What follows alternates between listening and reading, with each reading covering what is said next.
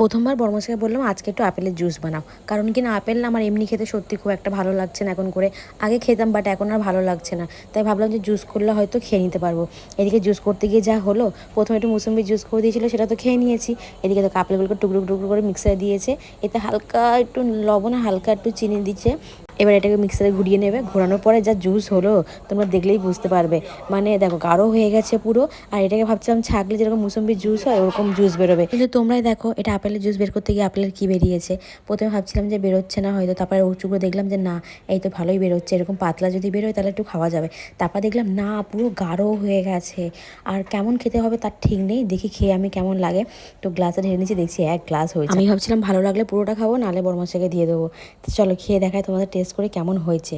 প্রথমে তো ভাবলাম যে ভালো খেতে হবে, ইয়ে বাবা কেমন একটা খেতে লাগছে, গাঢ় পুরো কি বিচ্ছিরি, আমার তো একদম ভালো লাগেনি। তোমরা কি কেউ কখনো খেয়েছিলে এরকম? অবশ্যই কমেন্টে জানিও কিন্তু।